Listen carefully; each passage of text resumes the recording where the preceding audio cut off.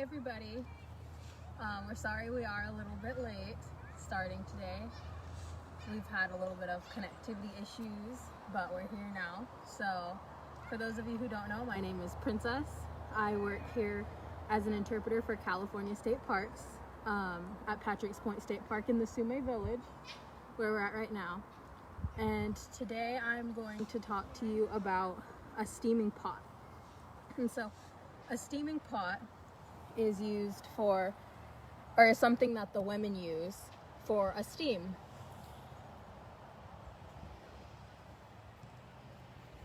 If you look over here, there's a sweat house, which is used by the men when they go and sweat. But for women, it's a lot different. We have a steam instead of a sweat. And so with a steaming pot, this one, they're made with spruce roots and they're woven super, super tight. And they're woven so tight so that they can hold water. And so they are watertight.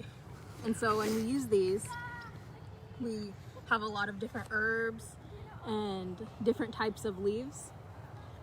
And when we use them, we line the pot with these leaves and these herbs, and we put hot rocks in them, hot rocks right out of the fire. So we always put rocks in the fire, build the fire up till it has a good flame and good coals, and so those rocks become red hot.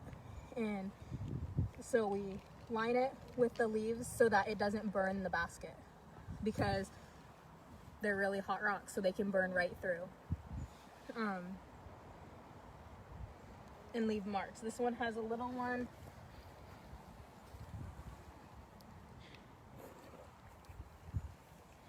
And so we fill it about halfway with water after we put all our herbs and leaves in there, and then we drop a hot rock in there, and it makes this steam.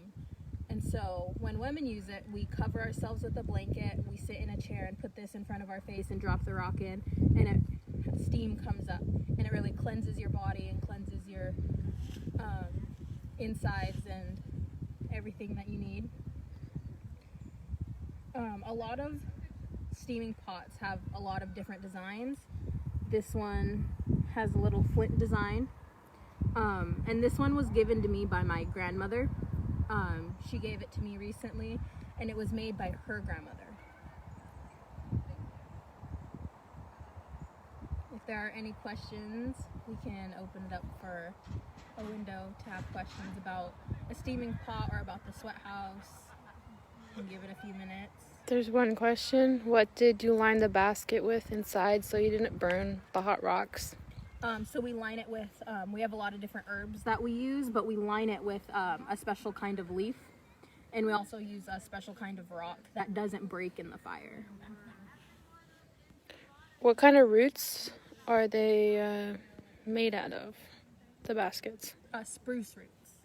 So they're made out of spruce roots, and some are made with willow sticks and some are made with hazel sticks. So are these baskets watertight? Yeah, they are watertight.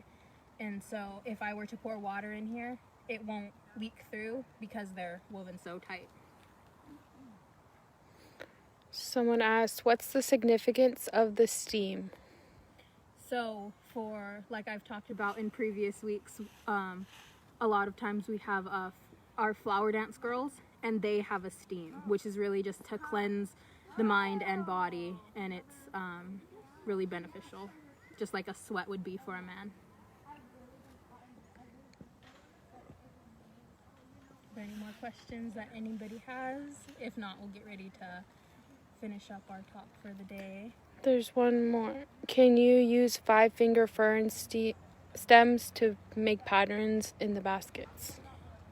I'm not sure about that. I know most baskets, the designs that are woven in them are with spruce roots and bear grass or black ferns.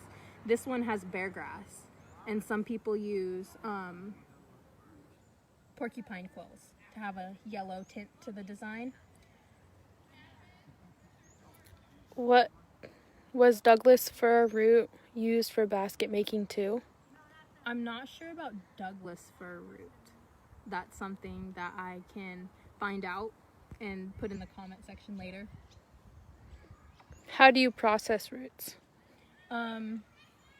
It's a long process. You dig them up and then you have to scrape them until they're,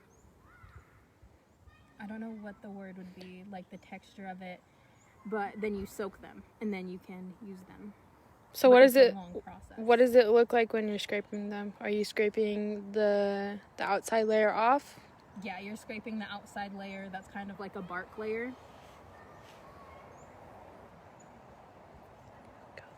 So we're gonna finish it up today. We do want to mention that we are taking all the precautions serious in the park due to COVID-19, and we are making sure that people are wearing their masks and staying a distance. And we thank everybody that comes out for respecting these rules and regulations. And we have our program, so tune in every day at 3 o'clock, and we'll be back next Wednesday.